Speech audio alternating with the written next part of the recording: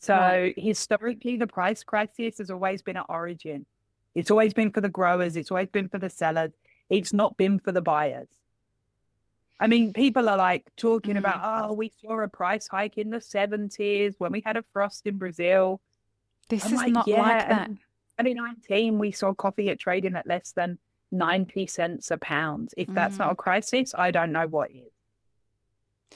So yeah, it's not like the frost in Brazil in the 70s. It's not like the 2021 frost. This is way beyond that. This is way, way beyond that. And I think that, yeah, they're kind of having to learn things that they just never thought they would have to. And if they think that they can I say, like, bumble their way through the next year, I think they are really, really, really going to struggle. And I just would not recommend it for anybody. I think you have to take action. And one of those actions you have to take is to educate yourself. Hey friends, it's Lee Safar here with some exciting news. The introduction to regenerative coffee farming workshops are now available on demand in English, Spanish, and Portuguese. These workshops are designed to give you actionable insights into the future of coffee farming through regenerative agriculture. Whether you're a coffee producer, roaster, cafe owner, or just passionate about coffee sustainability. For coffee producers, the workshop is available for just $10, and for everyone else, it's $20, a small price to pay for knowledge that could transform your understanding of what it's going to take to grow coffee from now on. Led by our incredible professors Angela Barrero, Murilo Bettarello, Felipe Croce, Carlos Ordóñez, and João Araújo, the workshop is packed with practical knowledge and strategies to help coffee farmers and the entire coffee industry adapt to the challenges of climate change, rising costs, and market demands. If you're a business owner, this workshop is a great and affordable way to inform your employees about the challenges ahead while also supporting Map It Forward. This is also a great workshop to share with or gift to your coffee producers. Head to mapitforward.coffee/workshops or click the link in the description to purchase the on-demand version and start your journey towards a more sustainable coffee future today. Welcome to the Daily Coffee Pro by Map It Forward, friends. I'm your host, Lee Safar, and this is episode 4 of a fantastic 5-part series with Emma Haines from Algrano. We are talking about how the coffee supply chain is changing in this moment, this being a very volatile year. Earlier in 2024, we started using the word coffee crisis. And people started saying, well, what does that mean? I don't think anyone's wondering what that means anymore. We are legitimately in the thick of it. We may have been using it earlier than some people thought was a real crisis, but we believed at the time that we were already hitting the coffee crisis. Now we're in, February 2025, and everybody's having a come to Jesus moment of, should I keep doing this? Am I going to survive this? What does it mean if I want to stay in this game? And in this episode, we're going to look at the market shifting and how that's redefining what it means to be a stakeholder in this industry.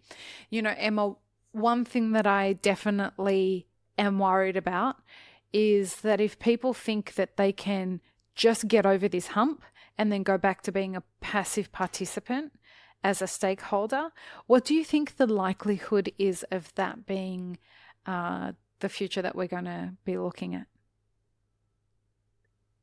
I think it would be very naive for somebody to do that. Right. I think some people have been thrust into this very unwillingly. They've been dragged kicking and screaming. Right. I don't get it. I don't understand this.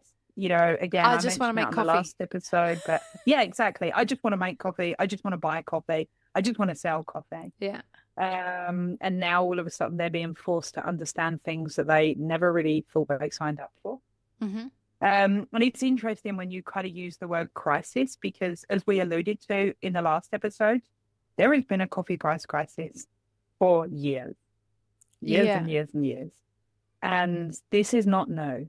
And I think, I mentioned it before, but just to reiterate, the difference now is it's on the other side. So historically, the price crisis has always been at origin.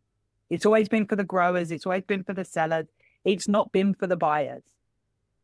I mean, people are like talking about, oh, we saw a price hike in the 70s when we had a frost in Brazil.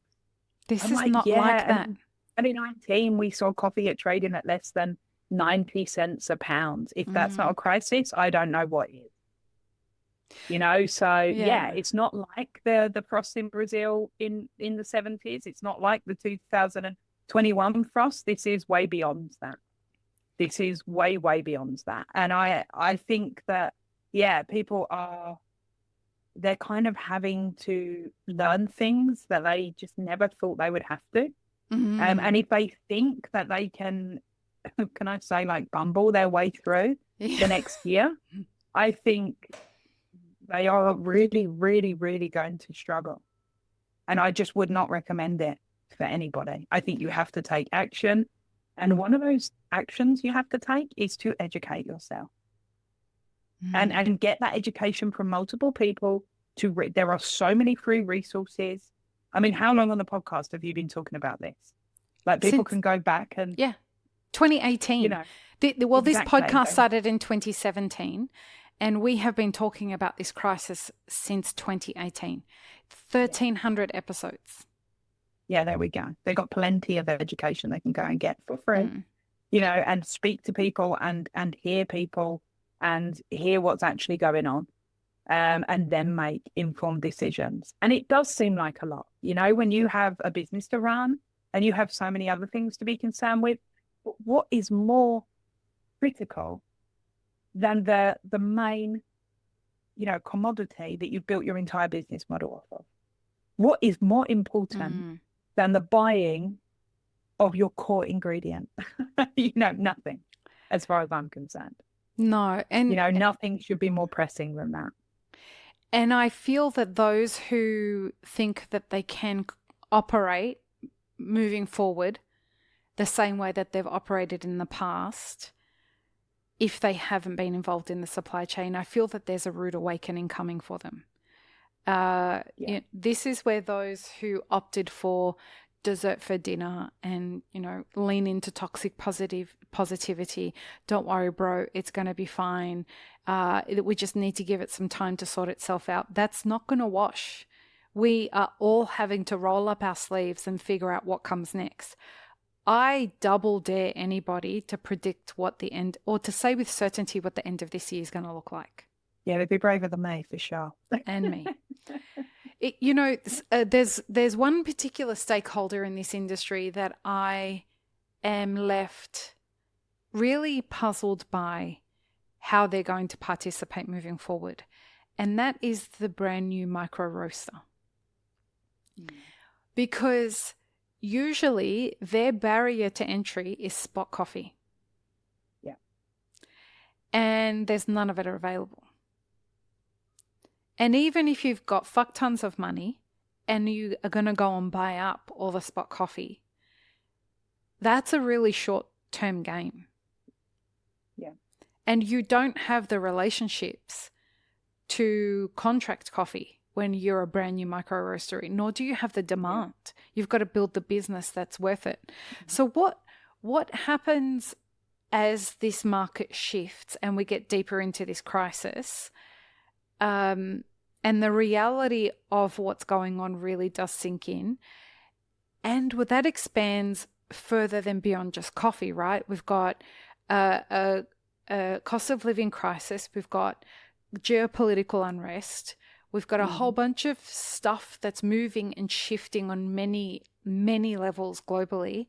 And what we typically see happen, just like what happened in the pandemic, is that corporates turn around and say, fuck this, I don't want to work this hard. I'm going to go open a cafe or a roastery. I make really good coffee.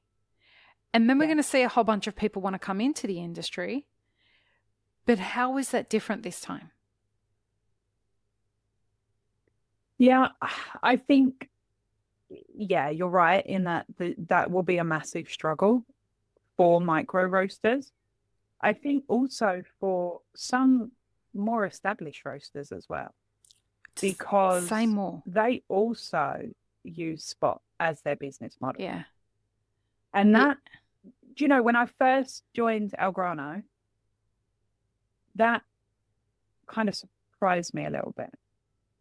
That I just assumed, you know, I'd done a lot of consulting in specialty businesses, but also a lot of, you know, more commodity commercial business. Yeah.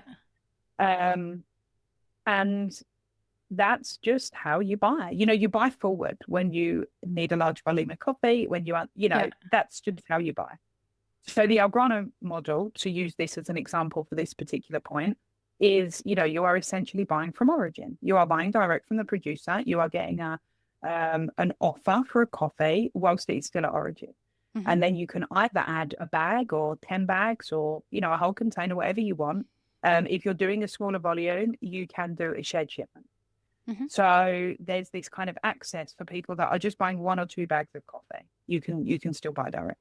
Mm-hmm. So that's like the model of Algrano. But I just kind of assumed that like it was only the tiny buyers that did that, and that most of the more established businesses wouldn't be reliant on spot, because who would use spot as their way of buying? Spot is meant to fill a gap, right?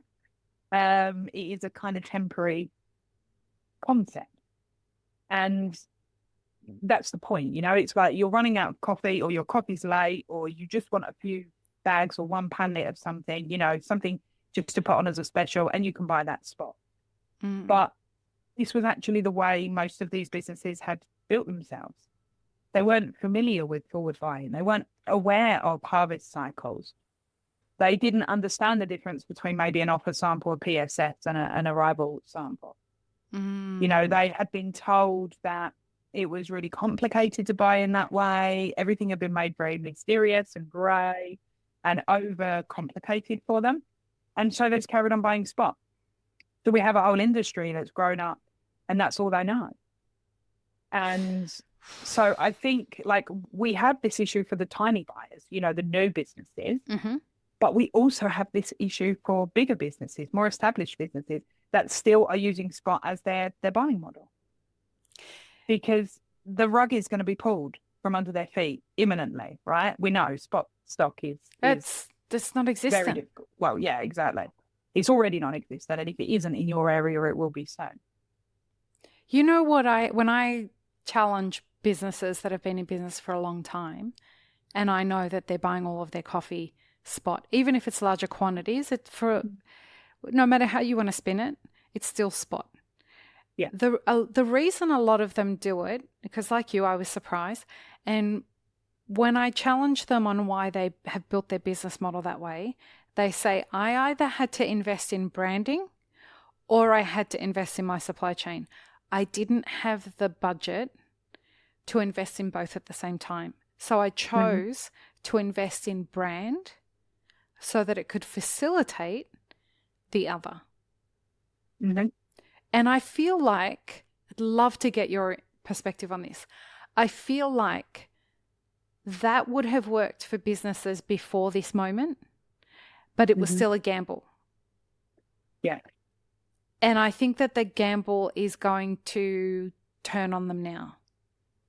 Mm-hmm.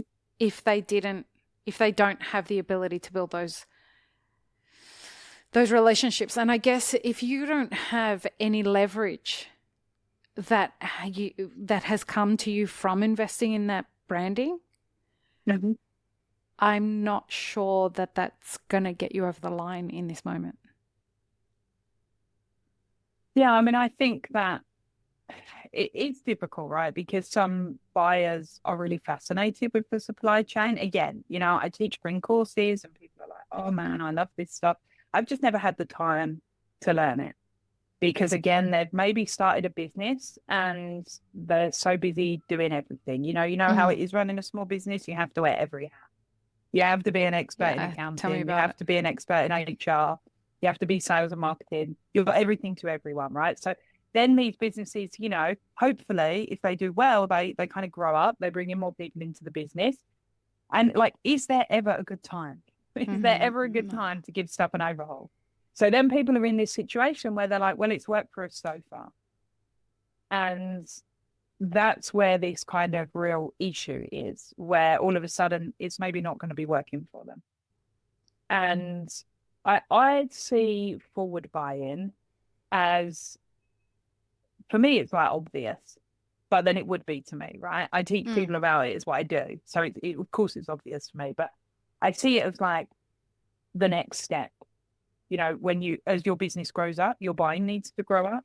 But also, I will say that, like, I deal with customers who start businesses from scratch and they buy direct from the beginning.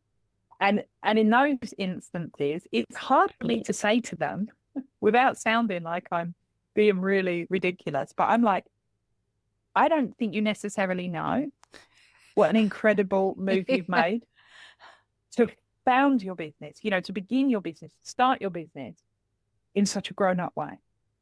I've never met a business that started that way. So I'm really happy to hear that you know of businesses that are started this way, because I think that's going to have to be the way that businesses in the future start, which means that, unfortunately, until we get to a new kind of understanding of what market stability is and we've got excess supply, I don't know that we see spot coffee coming back anytime soon, if ever. It's high risk, right? It's really high risk. If you're the trader that's holding that spot, it's a very precarious position to be in. And there are people out there that listen to this and they say, yeah, but like there's still spot coffee available. And I just keep saying to them, like, guys, this is like a shifting thing that's not absolute at any one time. Yeah. That's going away. Mm-hmm.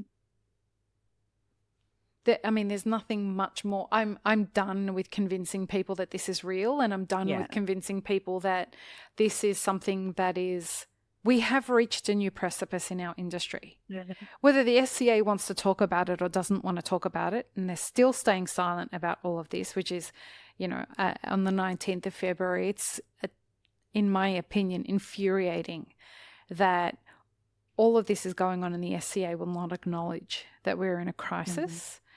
I think it's kind of selfish, in my opinion, and I think it's actually quite damaging, in my opinion, that this is what's going on, and quite disappointing. And I think it shows a lack of leadership. Happy to have a conversation with anybody publicly in the SCA on this subject here on the podcast, if you're open to having that, because I'd really like to hear some accountability of what the strategy is of the SCA to keep moving forward with everything that they're doing without having an open conversation about what's going on in the market. They're a trade organisation. That is their job. They're a non-profit that is a trade organisation. Why aren't they talking about the trade of coffee? Yeah. Fundamentally, and I know that I don't want to put you in a position to comment on that. That's unreasonable, and I'm happy to comment on it. But unfortunately, with all of this that's going on with all of these trade shows, they're reporting that record numbers are coming to these trade shows. Well, who the fuck is going to these trade shows? It's not, when I look at who's going, it's employees of companies. It's not business owners that are going to these things. It's the people who've got shit to sell. Yeah. That's not healthy for the industry moving forward. That's not what's going to cultivate, in my mind, the next iteration of what's going on. And if you've not got people who are struggling, contributing to those conversations, we don't get to the actual final understanding of where this goes to. Mm-hmm. So it's just, I find it rather frustrating that conversation isn't being had in any kind of a functional way, and people are desperate for leadership. They need to hear people other than this podcast talking about the fact that we're in a crisis. Yeah. Yeah, I think I held out some hope that maybe there was some research going on in the background, that maybe we would, hear some more information. But I gave up a long time kind of sitting and waiting for information to come to me.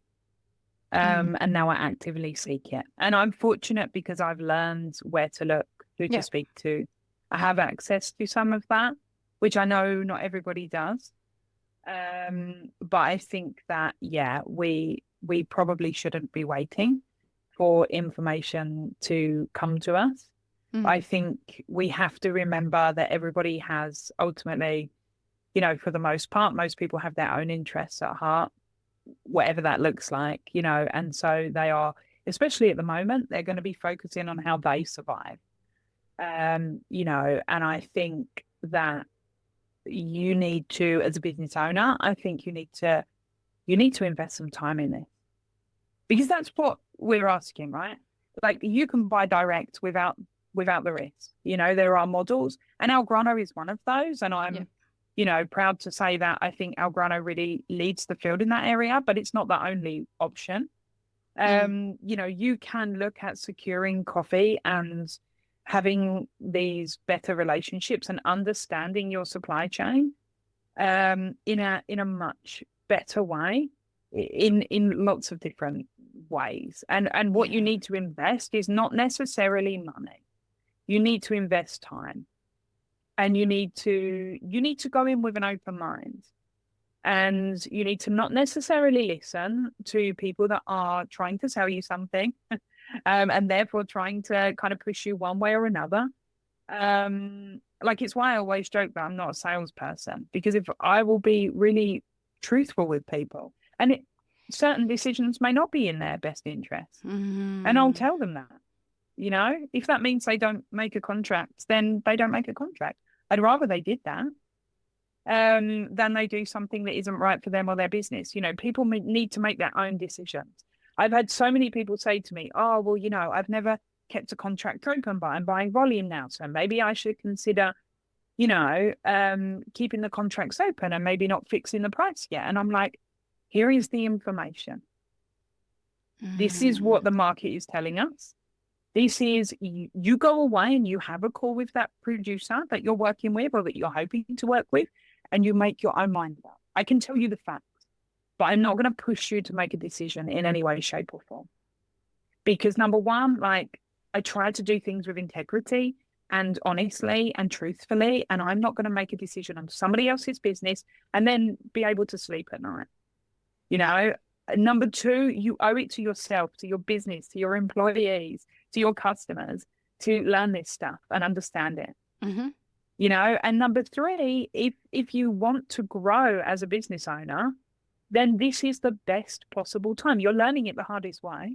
Yeah. You know, you are probably, you know, you're not taking your time. You are having this massive education in a very short period of time, but now is the time. And you do need to, I think, separate the wheat from the chaff a little bit. I've heard a lot of, you know, talk from people that have like a bit of a story, and they know a bit of information, or they've been told something by someone, and then, you know, that's what they're now going by. And a lot of the time I kind of sit back and think, wow. That's half the story, Jo. maybe are in at the moment. But I think you have to do this. You have to do this for your business to survive. And, you know, like I said earlier, we have some customers that have just accidentally started their businesses in an amazing way, and they will probably fare well, you know, and that's an incredible thing for them. But it isn't necessarily the case for everybody. And a lot of people will now need to make a change, and will need to kind of learn and, you know, bring this into their supply chain, bring this two-way communication in, you know, start to have this kind of information flow between origin and between the roastery. You know, this should just be how we buy. Like, it's not some secret club, some secret boys club where, you know, you've got to be Wolf of Wall Street-esque in order to take control of your supply chain. Like, that's such a load of bullshit. Like, get rid of all of that and dig into it. You know, like, what is the C market? Fundamentally, the C market was established as a kind of price protection, a price insurance for buyers and sellers. You know, is it broke? You know, this term about like, oh, the C market is broken. It's like, guys, you're misunderstanding the purpose of the C market. Yeah. You know, you can utilize the market, a futures contract, and you can buy on a differential, and it still be really beneficial for the producer and equally really beneficial for the buyer. You know, if the market plays ball, but you have to understand that if you're using futures contracting, you are still essentially taking a bit of a gamble. Maybe that's the right gamble for you, and you've measured the risk and you're willing to take that step, and you've learned it and you've educated yourself, and maybe it isn't the right step for you. So then maybe we need to have those conversations with your growers and say, okay, well, what works as a good price for you? What do you need to, and forget the market. You know, what are your margins? What are you looking for? What is a good price for you? How can we work together? And you know what? Like, maybe we have to say, oh, I might have to consider a smaller screen size. I might have to consider a slightly higher secondary defect count. Like, hello. You'll be fine, by the way. Yeah, exactly. Like, honestly, I am so shocked by people's misunderstanding of coffee, about green coffee. Yeah, like it is, you know, it never ceases to amaze me. Sometimes the tonnage that people have contracted over the years, you know, spot whatever, and they still have no information about coffee, you know, the qualitative aspects of coffee, how that translates in the cup, you know, how that will be perceived. Some of my easiest customers to work with are the bigger, you know, more commercial buyers, because they just get it. Yeah. We have amazing conversations. You know, they are so easy to have these discussions with, because they're switched on, they're tuned in, they're plugged in, they understand what's going on, and they know and they how see to buy the big picture. They see the big picture. Exactly.